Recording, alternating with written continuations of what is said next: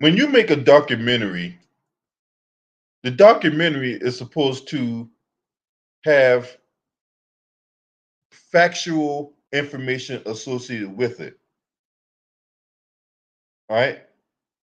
It's supposed to consist of a timeline of events or the timeline about this person that is based on factual information. That means that it's supposed to make sense. It is not supposed to be full of propaganda, right? And propaganda is basically taking unrelated pieces of information and bringing it together. That's propaganda. And this documentary that's out right now, talking about the fall of Minneapolis, is nothing more than a propaganda hit piece. That's exactly what it is.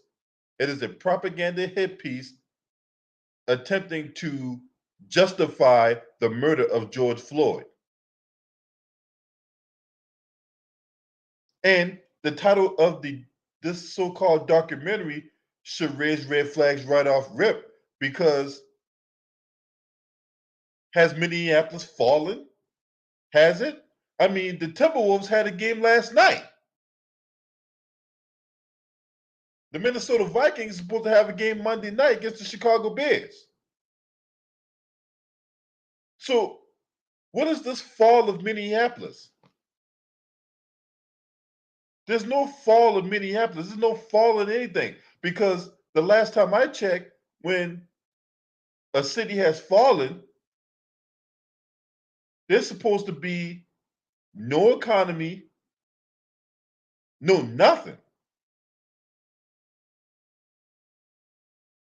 So how is this there? How is this fall to Minneapolis? This how you know right off rip this is a lie. The title of the goddamn documentary that's circling around Twitter and getting all kinds of views on Rumble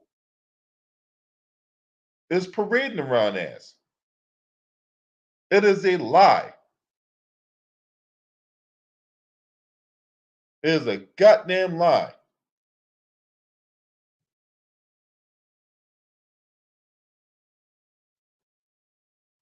Now, let's talk about this individual here who has made this documentary, right? And she goes by the name of Liz Conlon.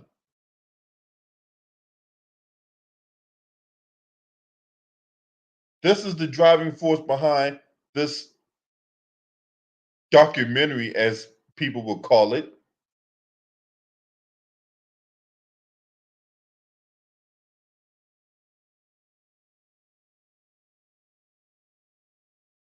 And with that, let's talk about this woman here, not by the name of Liz Conlon or Liz Collin. She's married to former Minneapolis Police Federation President Bob Crow, who basically came under public scrutiny after the death of George Floyd.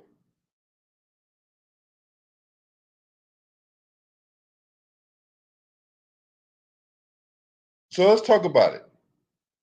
Right? Matter of fact, before I talk about her, let's bring up her husband. Her husband was like I said, was the president of the police union out there in Minneapolis. Right? Right? So let's talk about this guy, Bob Kroll. Fair use is in play. Fair use is in play.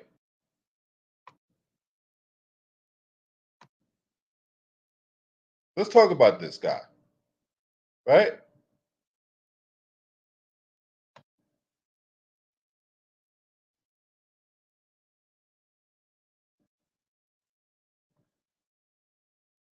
Take a look for yourself of who her husband is.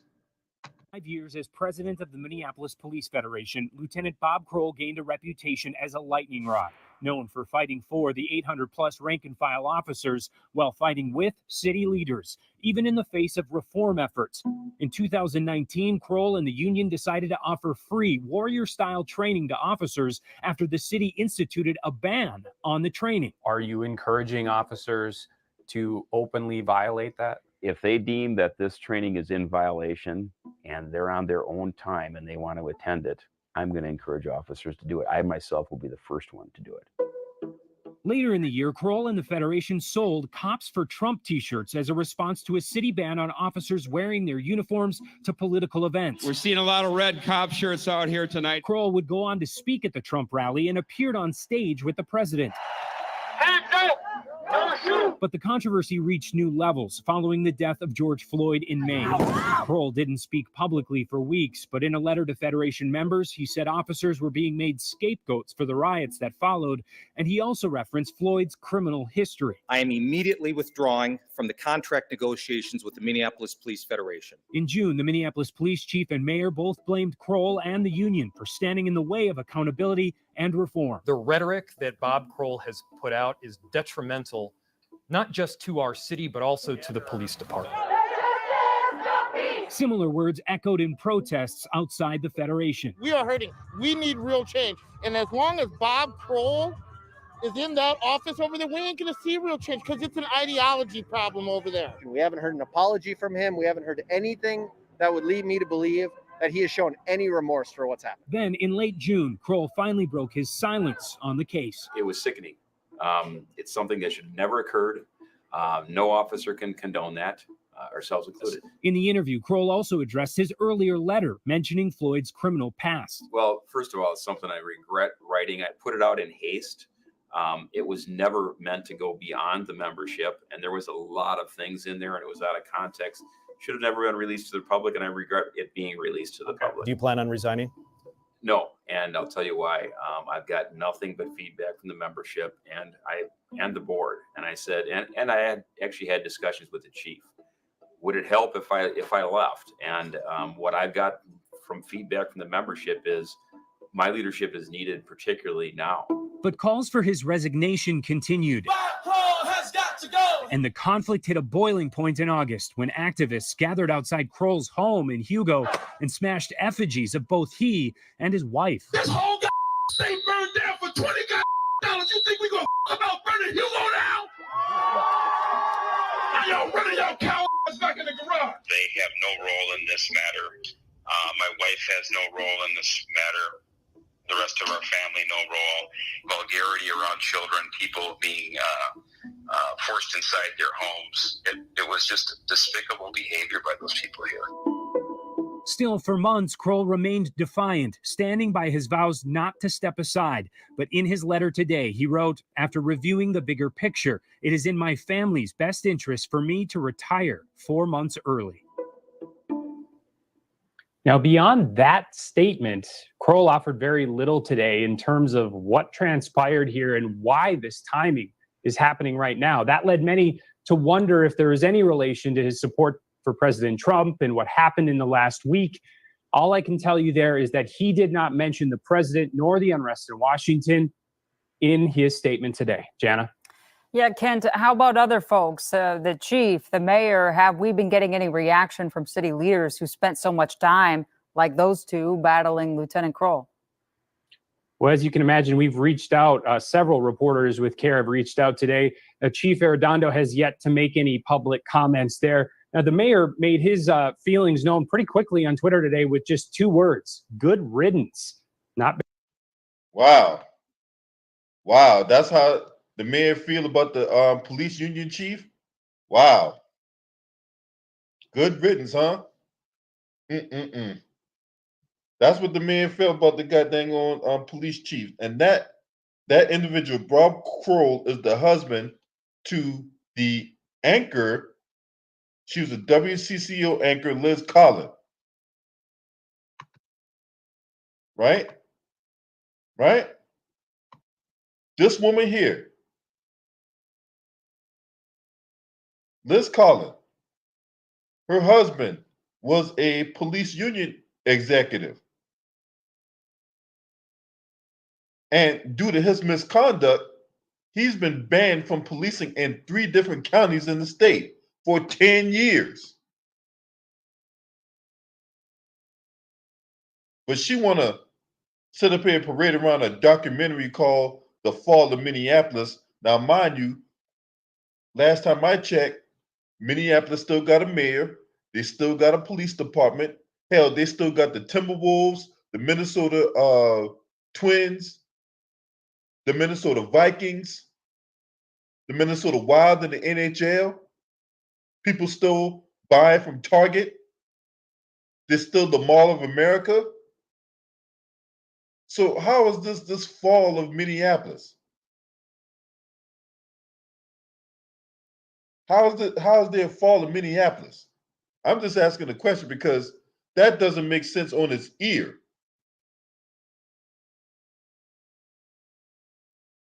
People are still calling Minneapolis and St. Paul the Twin Cities.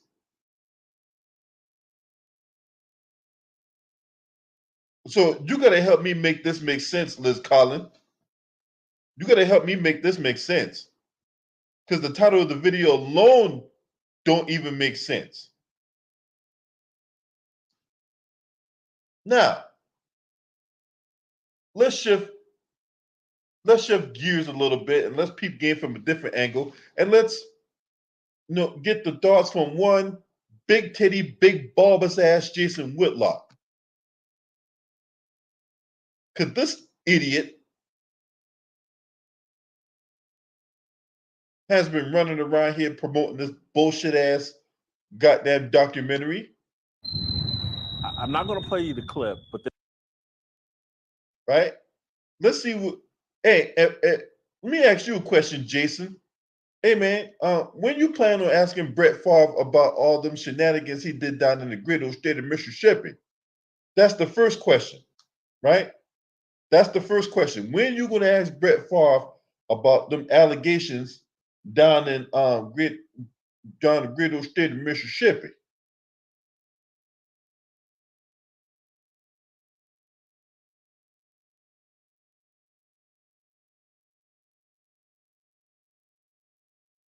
Second question. Who put a bowl in your head and cut around it? Huh?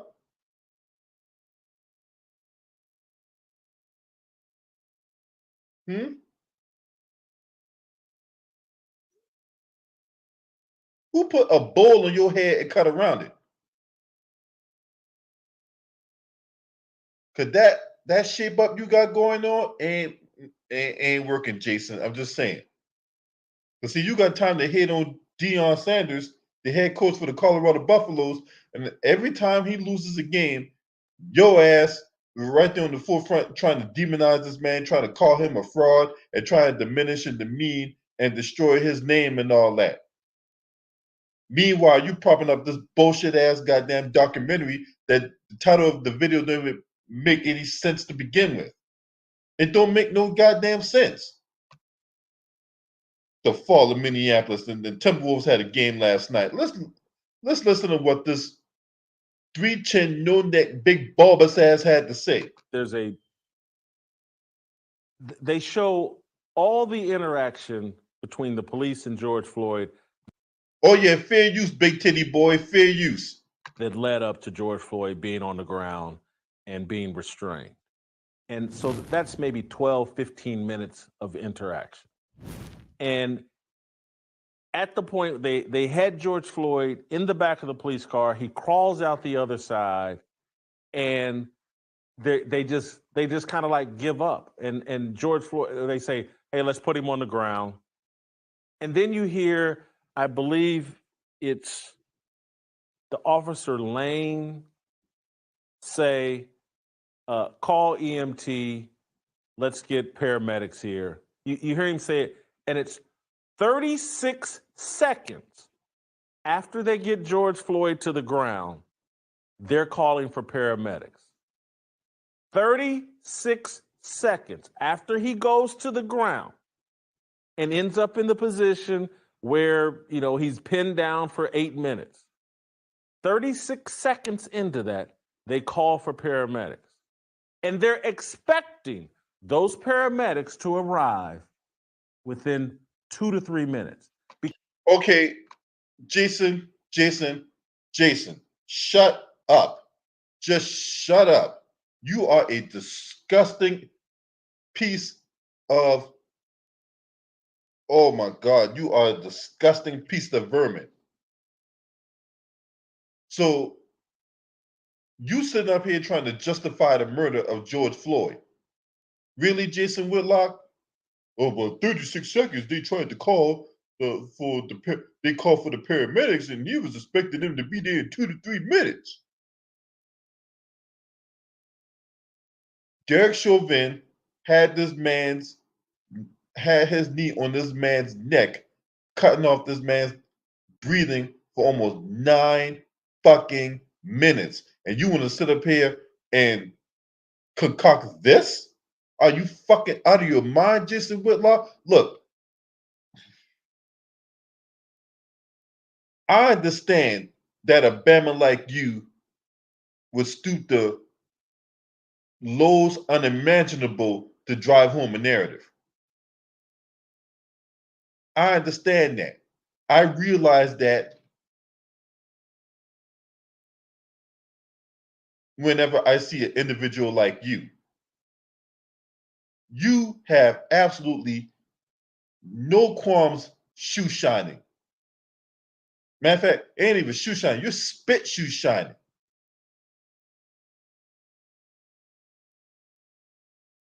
So you're trying to justify Derek Chauvin keeping this man pinned down with his knee on his neck for almost 9 minutes. The whole world saw it. See, this is the gaslighting. This is like gaslighting in a relationship. You know how you got there? You found somebody, caught them in the act. You caught them in the act of doing something they had no business doing. And they want to sit up there and try to justify it by gaslighting the situation by putting out trivial pieces of information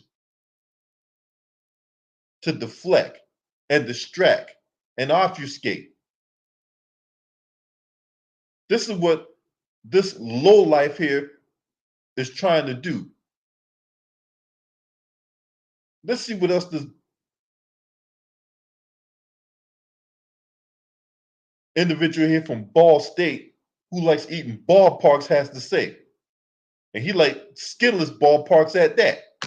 Because they're only a few blocks from the fire station where they expect the paramedics to arrive. And if the paramedics arrive in 2 minutes, like standard time, this whole George Floyd thing never happens. He's not pinned down. They get up, paramedics start taking care of him, just like they did in 2019. But what happens is the dispatch screws up, and the fire department, the paramedics, go to a different address. They go to the Cup Foods just a few blocks away, and they're looking for George Floyd.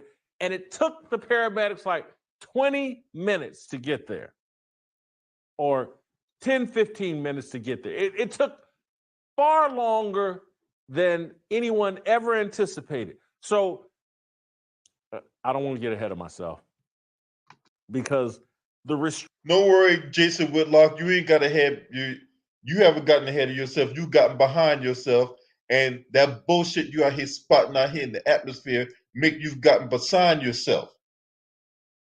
You sitting up here talking this stupid ass bullshit about, oh well, the paramedics took them this long, and what you was going to explain how the goddamn paramedics made a wrong turn somewhere, huh? Just like how you made a wrong turn, and instead of taking your ass to the goddamn Planet Fitness, you took your ass to Dunkin' Donuts, right? Just like how they made the wrong turn, and it took them forever to get to George Floyd. That would explain why Derek Chauvin had his knee on George Floyd's neck for almost 9 minutes. Just like how you made the wrong turn, you were supposed to go to Planet Fitness, your ass ended up at goddamn Dunkin' Donuts or at Burger King or at Sonic. You big titty fuck. So you sitting up here trying to justify this man's murder. I bet you was one of the ones that was pushing for Derek Chauvin to get off, wouldn't you? You was probably one of the ones that was pushing for Derek Chauvin to get off because he did nothing wrong. He was policing. We got to back the blue, right? The autopsy report came back and said that this man was murdered because of the knee on his neck. And what is the talking point that we see more often than not? Oh, he OD'd on fentanyl. He had drugs in his system. That's the lie they keep trying to hitch their wagons to. Because see, had Derek Chauvin gotten off, these pieces of shit racists and white supremacists and these and people of their ilk, they'll sit up there and tell you that, oh yeah, you got to respect the law of the land. I mean, the jury has spoken. They say he wasn't guilty, so I mean, you got to respect it. But if it's not in their favor, then it's the system is rigged, and this is a severe miscarriage of justice, and this injustice system we're living in. I mean, how can the police do their job without fearing that they're going to be put in prison and all that? That's the kind of shit they're out here parading around.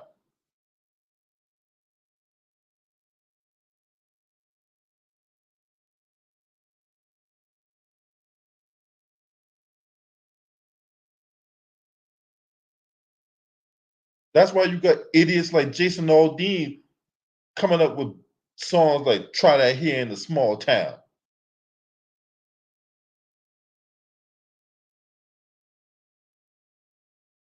Just disgusting, man. And you ain't learned from Candace Owens yet, Jason Whitlock, about what happened? Huh?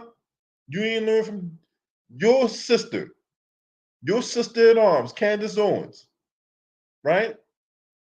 Speaking on items that's outside her lane. She's at this, and what do we always say? When it comes to some of these situations, we don't got no dog in the fight. Candace Owens speaking on situations where she ain't had no dog in the fight or whatever like that, and look how they treated her. She said something that her paymasters didn't like, and look how they treated her. One day she went from a smart, articulate free thinker to the next day that she's ignorant and she's talentless, and she's a massive disappointment. But you, Jason Whitlock, you learn to stay in your lane in it, because you know you need them biscuits coming in. You need to keep your supply of Grand's biscuits coming in. So you would stay in your lane parading around Glenn Beck's right wing nut toilet in it. You're disgusting. You are the lowest form of filth, Jason Whitlock. Because there's no level of shame, there's no level of low that your big titty ass won't stoop to try to justify a narrative or to or not justify, spin the narrative, right? All the meanwhile, head coach Deion Sanders can't do anything without you running your mouth about him.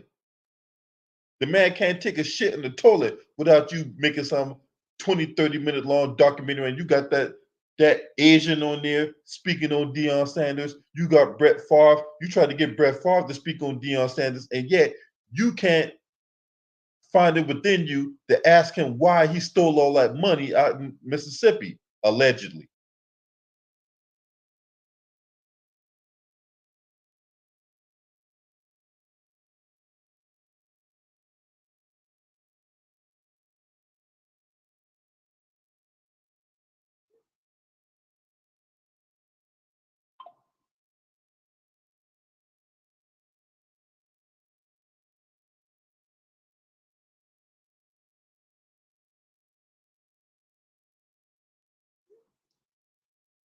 So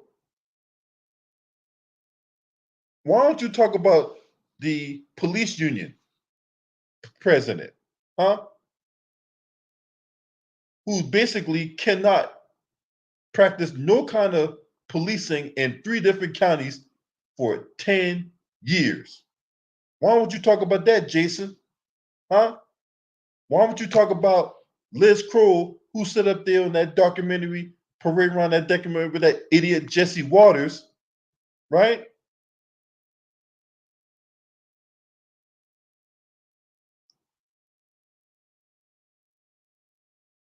Because a news reporter being married to the, I don't know, being married to the police union president clearly shows a conflict of interest.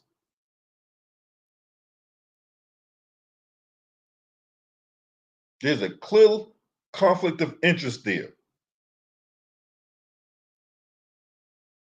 Let's just be honest about this. It is a clear conflict of interest that Jason Whitlock won't talk about.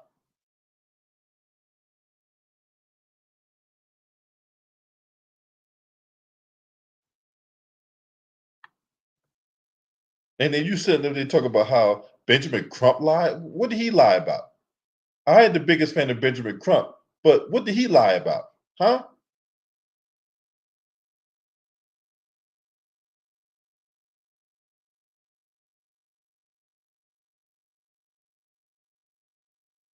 See, that was the tweet I put out.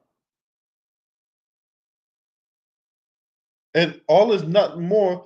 I'm not going to play I'm not going to play that documentary because I'm not going to bombard your ears with this gross level of lies and falsehoods. Just not going to do that. Because that's exactly what it is. It is nothing more than a bunch of lies and falsehoods.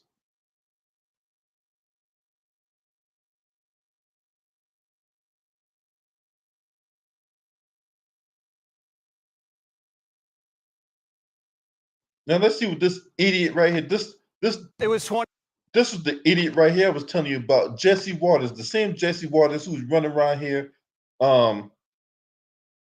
vandalizing a woman's car just so he can talk to her. This is the individual right here who replaced Tucker the Sucker Carlson when Tucker Carlson got fired from Fox News. Because Tucker Carlson's bullshit cost Fox News almost $1 billion.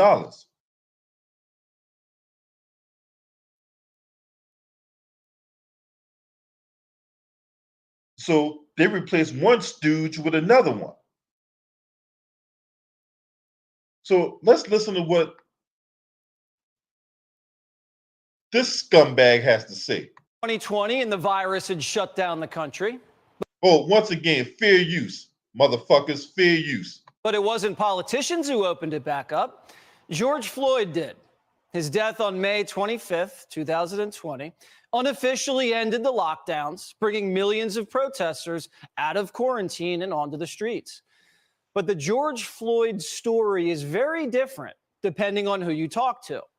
He was arrested by Minneapolis police after a convenience store said he used counterfeit money. 15 minutes later, he was on the ground screaming he couldn't breathe, and then he was unconscious. America was consumed with anger and violence.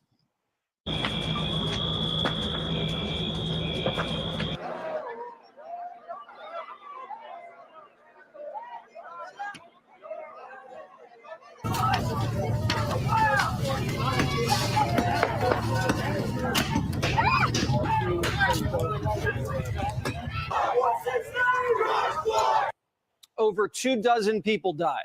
Fires were set, squad cars destroyed, businesses looted. Rioters caused nearly $2 billion in damage. Police departments across the country were defunded. The police, the people, demoralized. Nope. See, there you go again, spouting that bullshit, Jesse Waters. There you go again, spouting that bullshit. no police departments were defunded, and all that stupid shit you were saying, none of that was true. Okay? None of that was true.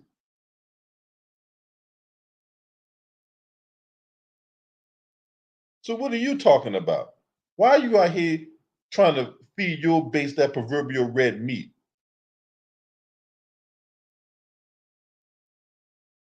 Why would you talk about Derek Chauvin and the fact that he had 18 complaints about him on his record as a police officer? Why would you talk about that?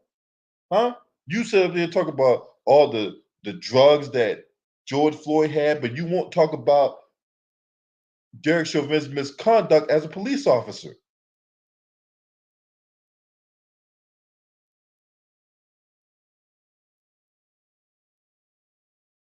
Huh? 18 complaints, 2 letter of reprimands, but you won't say anything about that. Huh? Why would you talk about the fact that the reason why there was all these protests because the police tried to protect Derek Chauvin? May 26th is when Derek Chauvin killed George Floyd on Memorial Day.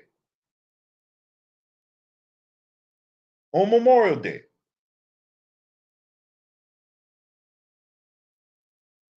And he was finally arrested on May 29th. The fact that you guys in that Minneapolis police department took so long to arrest Derek Chauvin and the 3 other people that were there, because those other cops that were there with Derek Chauvin, they're just as guilty as Derek Chauvin because they failed to stop him. That was what spread the outrage. That was sparked the protest. That's what sparked this uprising that was going on because the Minneapolis Police Department were dragging their feet and arresting Derek Chauvin, Jesse Waters.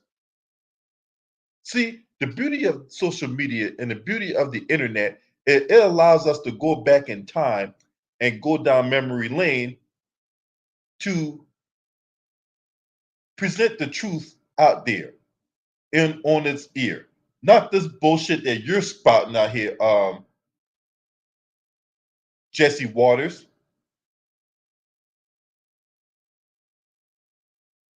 Not this bullshit that you out here spewing out. But let's continue on with his diarrhea of the mouth.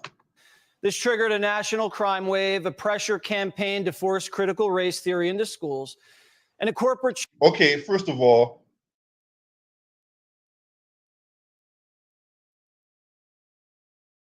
this thing about critical race theory. This thing about critical race theory. You know how a lot of parents don't talk to their children? Huh? Do you know how a lot of parents don't talk to their children? Because all the parent has to ask their kid, hey, Timmy, come here, Timmy. Hey, do you teach critical race theory in your school? And if the first thing Timmy says is, hey, what's that? Then that's how you know this is some bullshit. That this is some bullshit.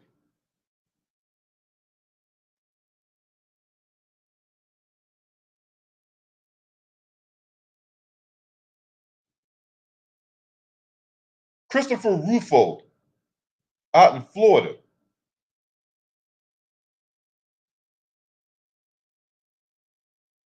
was parading around that thing on talking point about critical race theory. And meanwhile, you got PragerU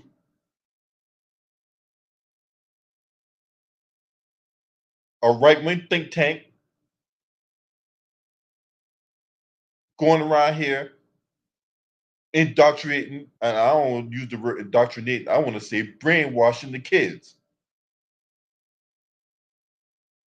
It's like almost a case of, hey, look over there while we're doing this over here.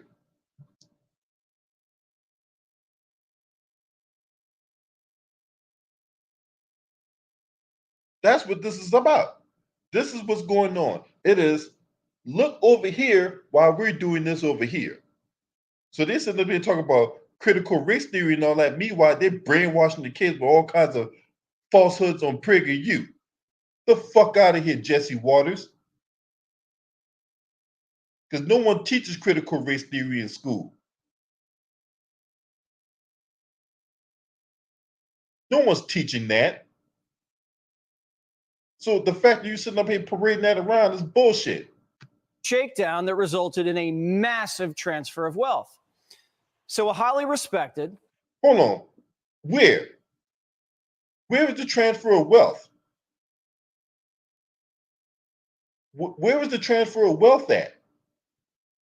Because if you ask me, there was no transfer of wealth. Black people ain't got reparations. Black people are still suffering. There has been no transfer of wealth.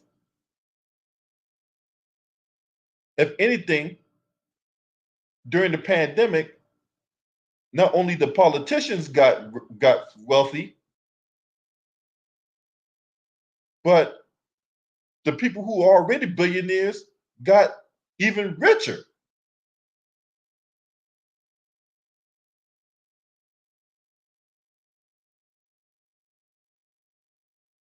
So where's this transfer of wealth?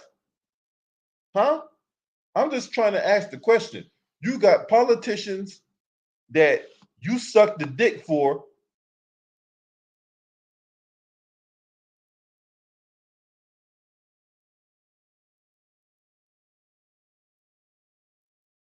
get busted on insider trading,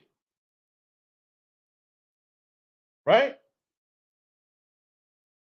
They get busted on insider trading, or they haven't got busted on insider trading. They committed insider trading. Huh? But you sitting up here talking about this transfer of wealth. You've got people who are already billionaires getting richer. So where the fuck is this transfer of wealth at? Because it sure as hell ain't got in my pocket. I'm pretty sure my fellow brothers and sisters is saying the same thing. Where is this transfer of wealth? Where is the transfer of wealth? I have not seen it. It sure as hell has not hit my bank account.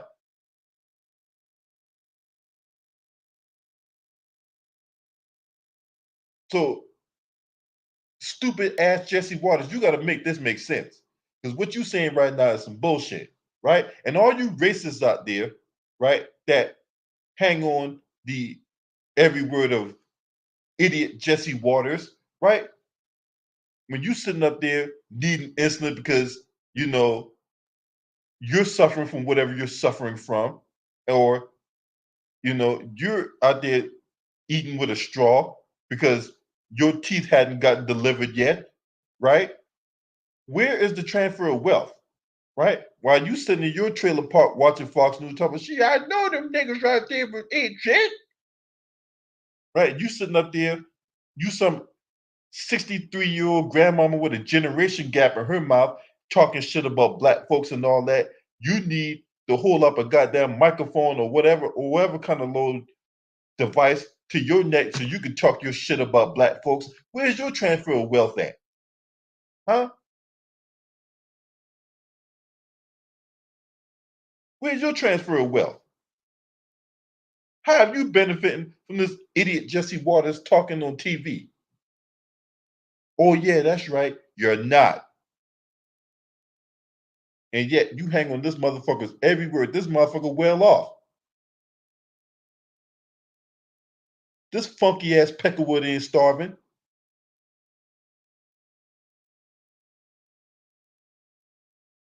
So let's see what other lies he gonna cook up on TV. an award-winning journalist from Minneapolis named Liz Collin decided to investigate, because any initial investigation into George Floyd was deemed racist and radioactive. Her documentary, out today, called The Fall of Minneapolis, tells you things you haven't heard before.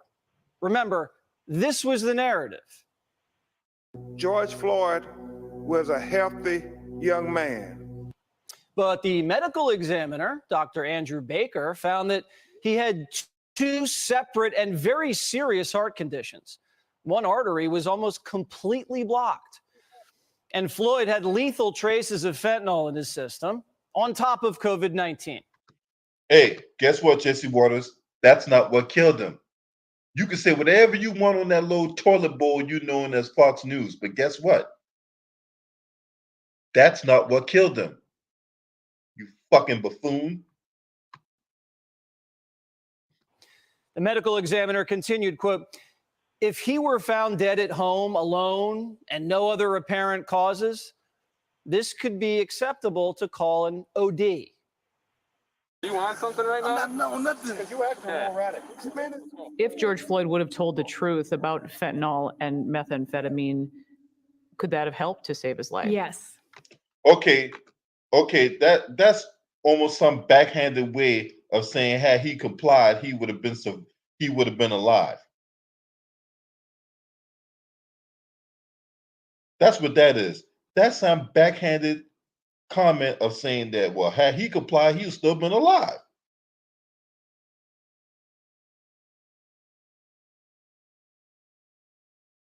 Because see, one thing I understand about white supremacy, right? When it comes to Rosewood, when it comes to Emmett Till, when it comes to Shannon Faulkner, when it comes to Norman McCorvey, when it comes to everything that is what we know as white supremacy, it relies on the lies. In the previous video I did about Susan Smith was the woman who drowned her two kids in the wagon out in South Carolina, in a lake out in South Carolina back in 1994, and blamed a black man for a carjacking, which the police across the nation for 9 days performed a manhunt for a black man that did not exist. That's right. I mean, you had these fat police officers where they slumped over their chairs and all that. They dropped the Krispy Kreme for 9 days.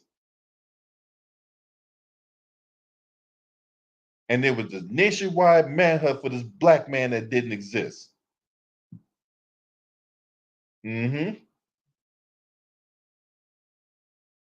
So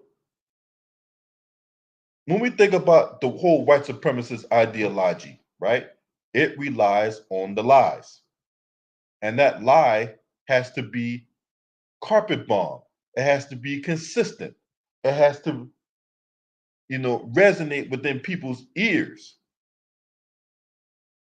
and in people's minds to align with what's in their heart.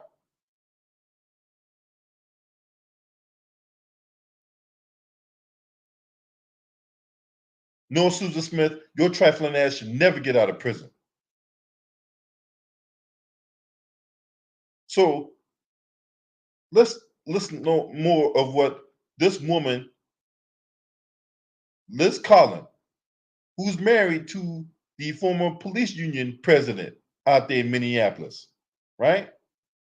So, but that idiot Jesse Waters won't call out that conflict of interest. Yes, it could have. That's proven by what happened the year before when he was arrested by Minneapolis police and he was putting tablets in his mouth. So wait a second. Did you know that George Floyd had a similar interaction with police just a year before his death? So, okay, so what's up, Stephanie? Good to see you, my sister. Good to see you in the building. So let me get this straight. What does what happened in 2019 have to do why he got murdered in 2020? You got to make that make sense, Jesse Waters. You got to make that make sense. So, what does the 2019 incident have to do with why he got murdered in 2020? Huh? Like I said, you got to make that make sense.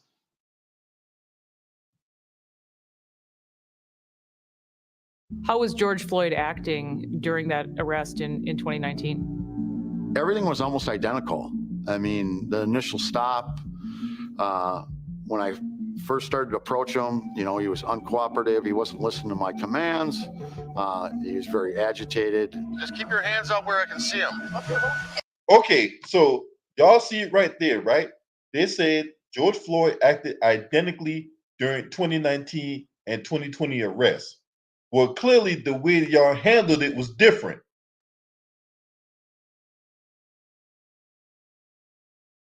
So you gotta ask, I gotta ask the question. How is him acting identically in 2019 resulted in him getting taken away and taken in alive, but he acted the same way in 2020 and it resulted in him being murdered at the hand of by the knee of Derek Chauvin?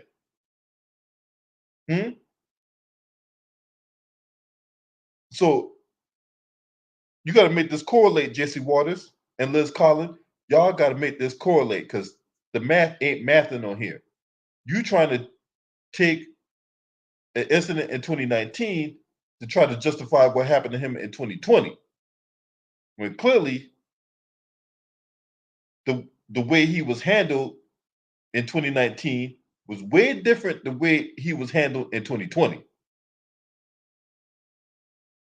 Once again, the white supremacist ideology relies on the lies, and it relies on people not having the mental capacity to critically think these things through.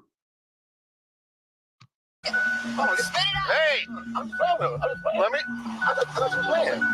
Just keep your hands where I can see them. Let me see your hands. Hey, man. Stay in the car. Let me see your other hand. During the time, I couldn't see his hands. He was moving them out. We found out later he's probably eating dope.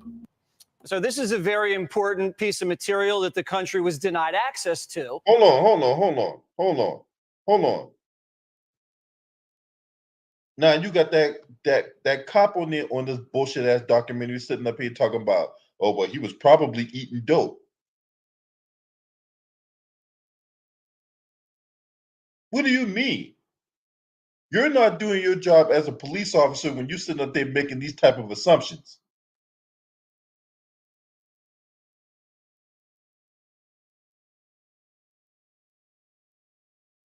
You're sitting up here making these type of assumptions, and yet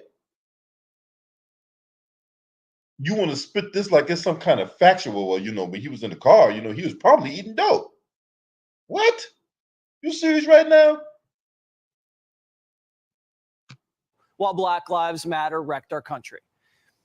No, Black Lives, look, however you feel about Black Lives Matter, it did not wreck the country, okay? They might have gotten a grift and they might have, funded their lifestyle, that bodega Patrice Colors, right? That raging money mongerer. She's sitting up there taking in $90 million and they're going out there buying mansions with leopard prints in it. But is she was the one that was wrecking the country? No, you white supremacists was out here wrecking the country. All Patrice Cullors did was took a grift and was buying homes and funding her lifestyle with it. That's what she was doing. No different than what you motherfuckers are doing.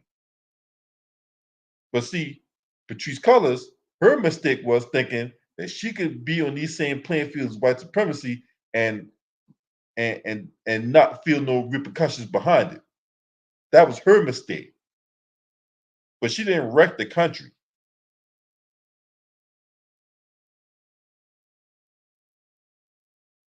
Especially when you guys on Fox News, whether it be your dumbass, whether it be that Desperate Housewives reject Laura Ingraham, Sean Hannity, or whoever. When Trump was president, and there's some poll out there that was talking about low unemployment, y'all was parading that stuff around, and Trump was parading that stuff around, and you hear every goddamn Republican, even that lone Bober bitch who like grab a dick at a goddamn Beetlejuice play,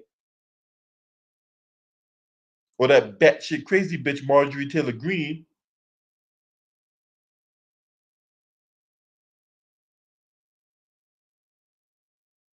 You had them hoes on TV talking this shit, right? Defending Trump, or that other idiot, the enabler. That's why I call him Jim Jordan. He's the enabler, right? When he was the wrestling coach out there at Ohio State, and them kids told him about the sexual assault the teen doctor was doing, he did nothing about it. He was always on TV talking shit.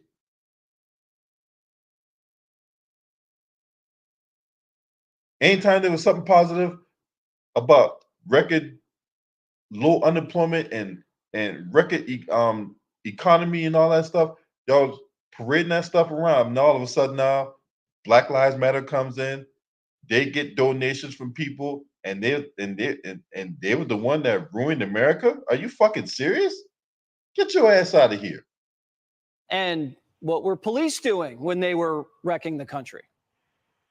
We were ordered not to do anything, waiting to be told what not to do next.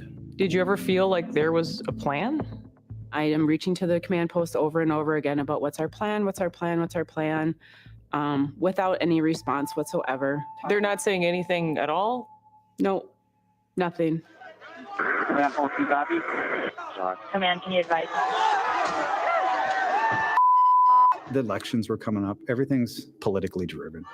They were going to use this incident for a political narrative, and they did.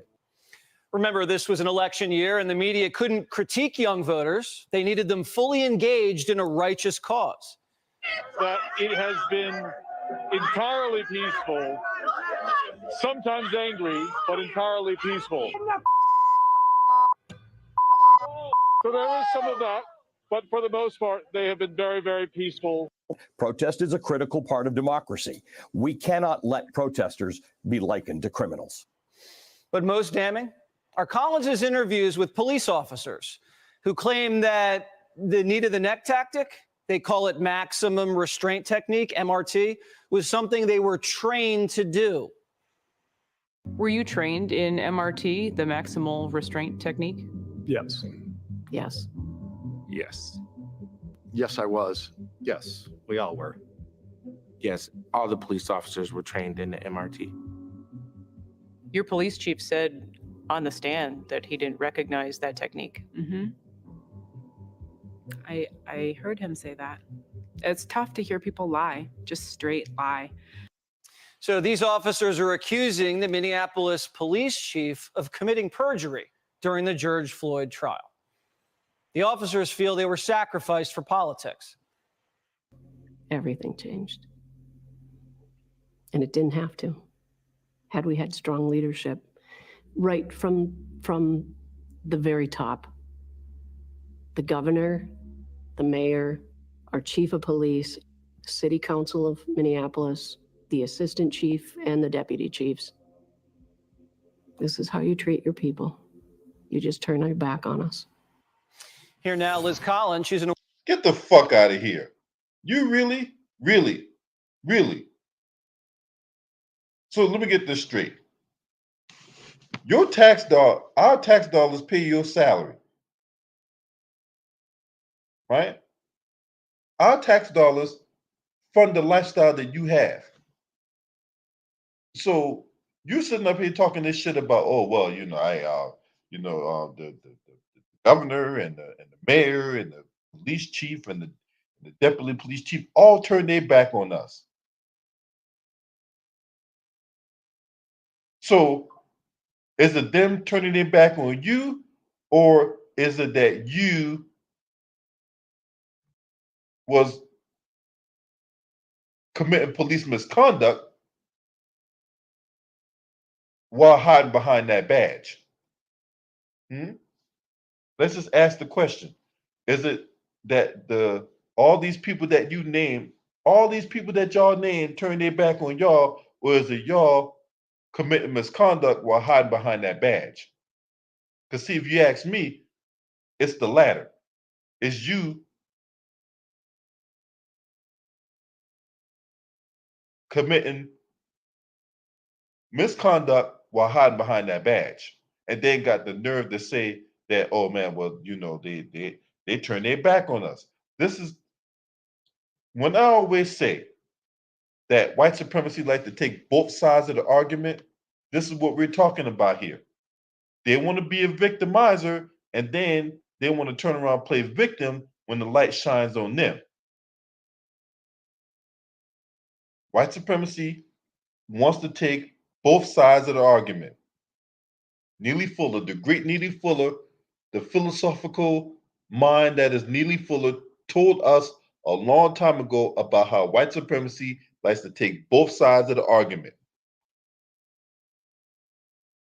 Or all sides of the argument, not both sides, all sides of the argument.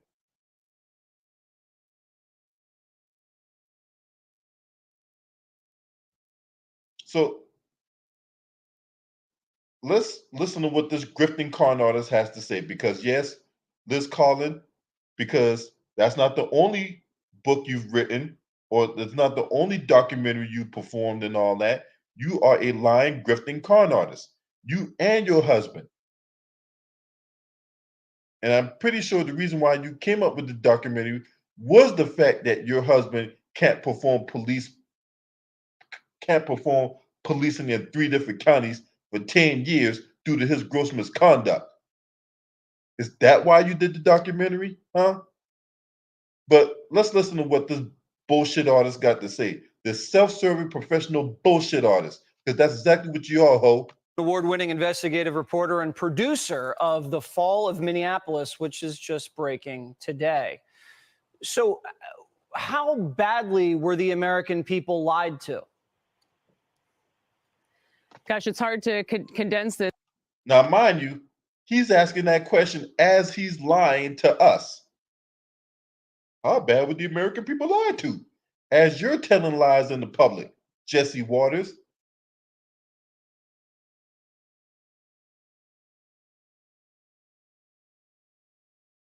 So, once again, let's listen to what this professional bullshit artist got to say. Jesse, in a short segment, to be honest, and that was really why we wanted to put out this documentary, to give people a look at the lies really from the start, and we're still all paying the consequences of them. This is the very first time the police body camera footage was withheld from the public by Minneapolis police. That was for a reason. So we start the film right there with, here's what you were not allowed to see. That was only leaked about 2.5 months later. You have George Floyd complaining that he can't breathe before Derek Chauvin even arrives on scene. You have a black officer who arrested George Floyd that day, and Alex King, and we speak to him quite a bit in the film. Oh, hold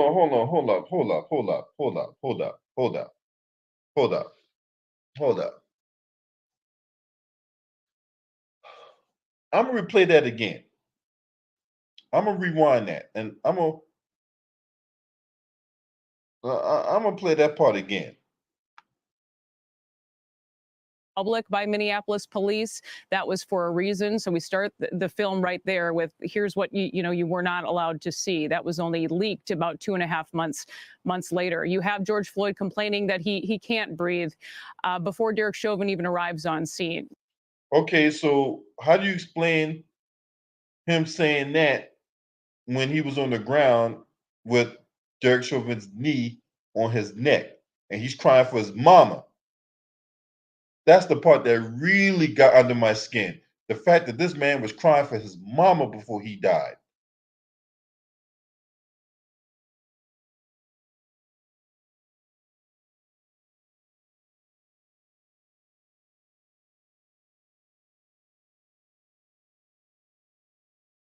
You have a black officer who arrested George Floyd that day and Alex King, and we speak to him. And so, okay, so what does that have to do with T. Groin in China, woman? What the fuck does that got to do with T. Groin in China? Oh, well, we had a black officer arrested George Floyd earlier that day. What the fuck does that got to do with Derek Chauvin killing George Floyd? Oh, yeah, that's right. It has nothing to do with that. It has absolutely nothing to do with George Floyd being murdered by Derek Chauvin. So the fact that you waste your time, oh, well, you know, we interviewing this black police officer right here is irrelevant. It is irrelevant. And it's not credible. Y'all sitting up here literally trying to justify this man being murdered. Quite a bit in the film. Remember, this is supposed to be the most racist police interaction in American history, but nobody talks about the black officer. You also have on film. Because we don't need to talk about the black officer, because the black officer was not the one killing George Floyd.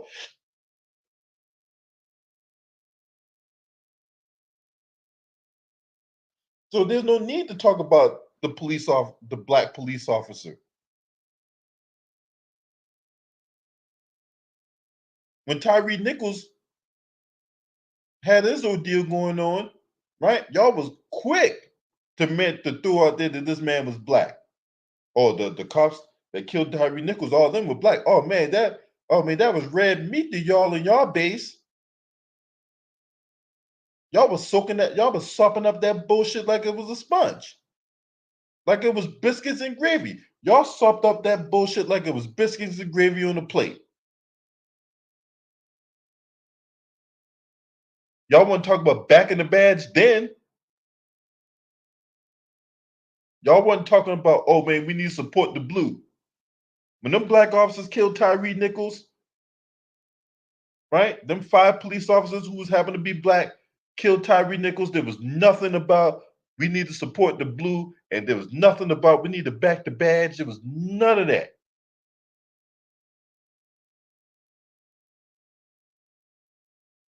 So miss me with your situational ethics, huh?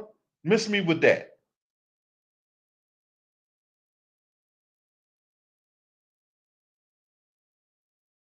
Miss me with your scenario-based morals. Miss me with that, huh? Let's continue on with the diarrhea of the mouth. The officers who are calling for an ambulance 36 seconds after George Floyd himself asked to be laid on the ground that day. And people should be upset. They should wonder, why was this kept from them for so long? I myself was working in mainstream media at the time, and I knew there was a lot more to this story and was really disgusted about what the press knew, what they were privy to. No, what I'm disgusted is that you funky ass white supremacists keep parading around this lie. That's what I'm disgusted about. You can't even lie with a straight face. You can't even lie without cackling your words. So I'm disgusted that you funky ass white supremacists keep parading around this bullshit that this man died from drug overdose. When the autopsy report came back and showed why and how this man died. But no, the results were not in your favor. So now you're making all these bullshit ass documentaries, and you're smearing the name of a dead black man. Because if we really want to know what's the American way, hey, let's have a black man be victimized at the hands of a white supremacist, right? And let's make tons of money off the name of a dead black man. The viewership that this bullshit ass documentary is getting on Rumble, the viewership that it's getting on Twitter, the notoriety that she's getting on Fox News, what does that entail? It entails that she is getting paid off this shit. Period. That's what it entails. It entails her getting paid. The fall of Minneapolis, it can't be the fall of Minneapolis. The Timberwolves had a game last night.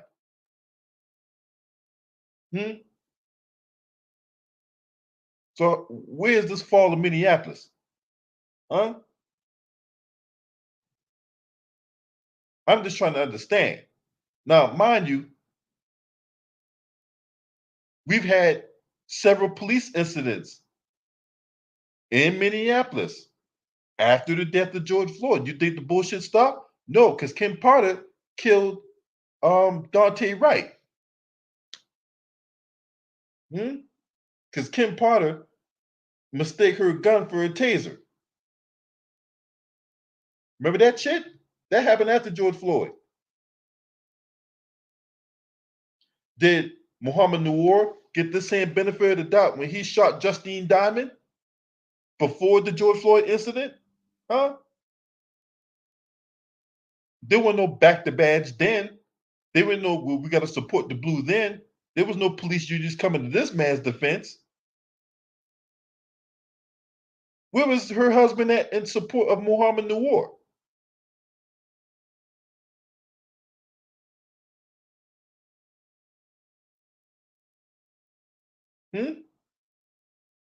I'm just asking the question, right? Since we want to, play this game, well, two can play this game. Two can play this game. Huh? Two can play this motherfucking game.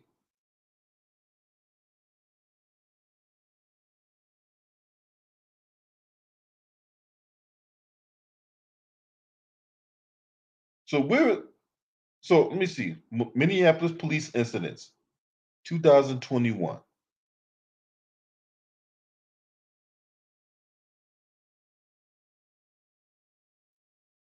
So we had the Kim Potter incident.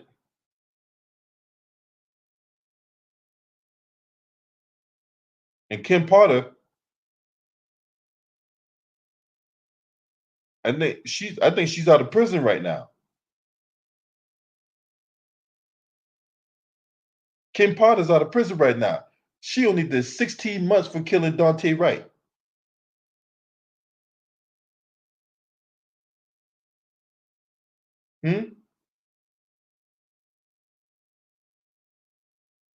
Now she's supposed to be a police instructor, teaching people weapons, but she don't know the difference between a taser and a gun. Now, anyone who's worked in policing, who's been in the military, who's handled those type of weapons, I know I handled those type of weapons before, right? Everybody know that your gun is in your strong side. So if you're a left-handed person, your gun will be on your left side. If you're a right-handed person, your gun will be on your right side. That means your taser will be on the opposite side. And yet, that bitch killed Dante Wright. And she only got 16 months for murdering that guy.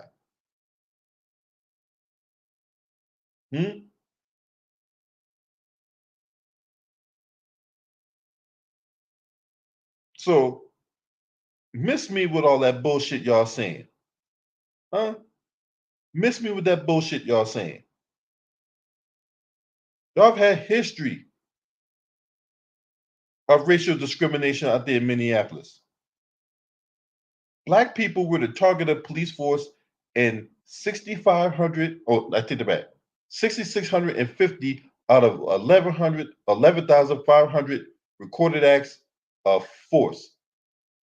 That's 58% of the time Minneapolis Police Department officials or officers have targeted Black folks, despite the fact that Black folks only carry 19% of the population out there in Minneapolis. A New York Times analysis, Black folks were 7 times more likely to be the subject of Minneapolis Police Department force as white folks. Between 2020 and 2021, Minneapolis police killed 35 people, of them 23 were black, 5 were white, 3 were Asian, 2 were Indian American, and 2 were Hispanic. Of the 149 Minnesotans who were killed by police between 2000 and 2015, 67 were quote unquote people of color. I can't stand that goddamn term. Black people account for 60% of the Minneapolis Police Department low-level arrests. Between 2012 and 2014, Minneapolis police arrested blacks nearly 10 times more for low-level offenses than white people. Police officers have more options on how to respond for low-level offenses in which they led to an arrest can start or sustain a downward spiral of a life cycle of arrest, incarceration, and unemployment. Because more often than not, you have a record on you. Chances are you're not going to be able to find a good job.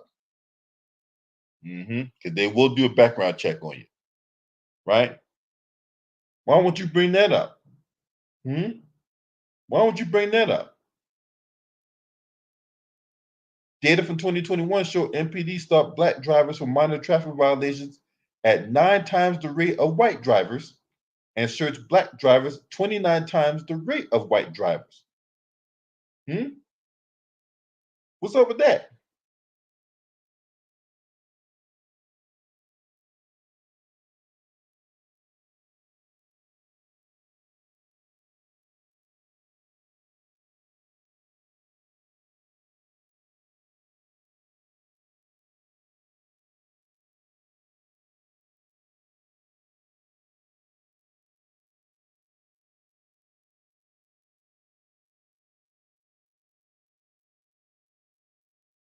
So y'all need to help me make this make sense, all right? Because Jesse Waters and this Liz Collin woman out here telling y'all all kinds of lies. And they were refusing to pass along to properly inform the public about what went on. Liz, tell us a little bit about that 2019 George Floyd arrest that we didn't know. So again, we're told the very next day after what transpired in 2020 that the Minneapolis Police Department had never heard of George Floyd. They'd never had any interaction with him at all. But he had been the subject of an undercover drug investigation that went on for months by Minneapolis police. And you see the arrest take place of George Floyd in 2019, and he is saying almost exactly the same things he's saying in 2020. If you play the body camera footage from both incidents side by side, which we do a bit in the film, you can see that this is clearly someone who's experienced with police interactions. We go into his background again. That was held from the public as well. So you spoke to the medical expert who said it was odd to see the FBI meeting with the medical examiner for a local crime. We reached out to the FBI for comment. We haven't heard back. Well, let's listen to this quickly. The original autopsy was done 12 hours after he was declared dead. The official report that came out a little bit later, I'm told, was changed. What do you think of the federal government's involvement in this case? One of the first questions I asked was the FBI involved? And when I found out the FBI involvement was within 12 to 24 hours, that really raised a red flag for me. So is that usual for the FBI to get involved like that for a local crime? You know, I'll be honest here. My husband was a longtime Minneapolis police officer. He was the president of the police union at the time, and he talks about this. I put out a book. It's called And you notice that she never identified who her police union husband is. So, like I said, she's talking in vague terms here, but she didn't get specific of who her husband is. But it's not difficult to do some digging to identify who this individual is. I already told you who he was. So, thank you, bitch. They're lying, the media, the left, and the death of George Floyd. That the movie is based on that book that came out last year. But he talks about that in his 30 plus years in Minneapolis police serving, that's never happened before. And everybody involved in the film talks about how they've never seen a case that went to the FBI this quickly. That call was made, we know, by the Minneapolis police chief within hours of this incident. And I do believe that, this is why much of this evidence was kept from the public, because there was so much involvement from people that had never been involved before. Was the autopsy report changed? So we, in the book and also in the film, we kind of just put it out there for people that we have an autopsy done within 12 hours of George Floyd, so passing away. Keep in mind, this is long before any buildings are burning in Minneapolis, but you do see a narrative. All right, you didn't answer the question. He actually did the autopsy report change. So if the autopsy report changed, wouldn't you just come out and say, yes, it did? That's how you know there's some bullshit. When you start, you sitting up here doing all this white explaining about this, that, and the third, and he just asked you a simple question: did the autopsy report change? And that right there tells you that the autopsy report did not change. That was all some bullshit ass propaganda to get people spinning, to get people all riled up. Because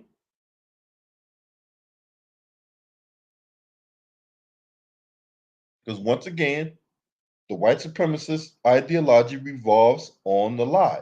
It needs the lie. It needs the lie to resonate. It needs the carpet bomb in people's heads. It needs it going in people's ears, into their heads, so that way it can truly, so people can truly express what's in their heart. So listen what this idiot Jesse Waters asked her. I'm gonna play it again. It out there for people that we have an autopsy done. Put it out from people that had never. Police chief within hours of this incident, and I do believe. Hold on. In Minneapolis, police, Minneapolis police. So is that usual for the FBI to get involved like that for a local crime? I'll be honest here. My husband was a longtime Minneapolis police officer. He was the president of the police union at the time, and he talks about this. I put out a book. It's called "They're Lying: The Media, the Left, and the Death of George Floyd." That the movie is based on that book that came out last year. But he talks about that in his 30+ years in Minneapolis police serving. That's never happened before, and everybody involved in the film talks about how they've never seen a case that went to the FBI this quickly. That call was made, we know, by the Minneapolis police chief within hours of this incident. And I do believe that, this is why much of this evidence was kept from the public, because there was so much involvement from people that had never been involved before. Was the autopsy report changed? So we, in the book and also in the film, we kind of just put it out there for people that we have an autopsy done within 12 hours of George Floyd, so passing away. Keep in mind, this is long before any buildings are burning in Minneapolis, but you do see a narrative change a bit over the course of several days, and we go into that quite a bit. You have meetings over and over again with prosecutors, and you also have some public documentation that just came to light about the immense pressure that prosecutors felt to charge, especially these 3 other officers. That they, in fact, in court documents now say they were not comfortable charging these 3 other officers who are serving time in prison with sentences that range from 3 to 5 years. We know, of course, Derek Chauvin is behind bars for more than 20. So a lot of this stuff is coming to light now. But people really should question why. And all that medical documentation, it's all public documentation. Reporters could have been reporting about it for a very long time. And how has your reporting on... So in other words, do all that white explaining, you still ain't answered the question about did the autopsy report change? And the fact that you had to do all that white explaining about that tells you that the autopsy report did not change.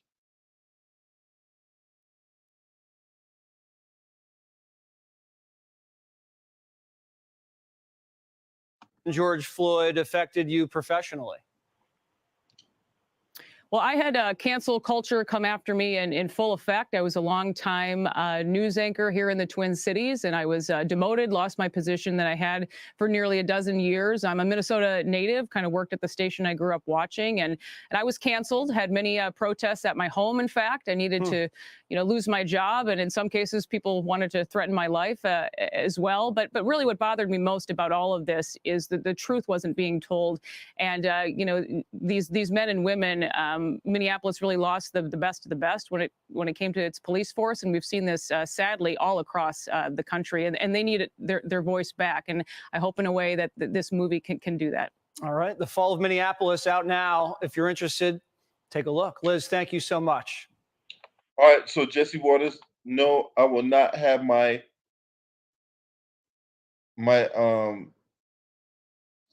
subscribers be subjected to your little bullshit documentary, nor Liz Collins. So no, we're not interested. We're not interested. Now, we got better things to do in our time than to sit there and listen to some bullshit ass documentary that y'all put out there. Just some shit just so you can put some money in her pocket. Fuck out of here. Ain't no way in hell. So yeah, y'all you funky ass white supremacists, get the fuck out of here. Once again, white supremacy rely on the lie, right? The title of the documentary should tell you right off rip that this is some bullshit. Especially when the Minnesota Timberwolves had a game last night and then lost to the Sacramento Kings. Anyway, you guys let me know what y'all think about this. I spent way more time talking about this than I really wanted to, but I felt the need that we need to get to the nuts and bolts of this nonsense that's out here. Now, if you're not a subscriber to this channel, make sure you hit the subscribe button, hit the like button, and share these videos on your social media platforms. Despite the fact YouTube out here shadow banning me, they don't want to send out notifications. They don't want to do nothing to make my channel grow.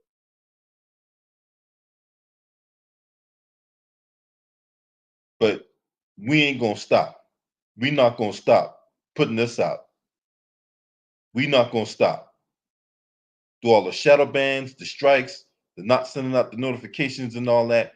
We not gonna stop.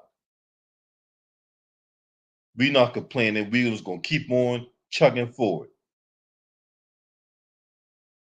Shouts out to the LDBC. Thank you for tuning in. This your man. Scream at me. Oh!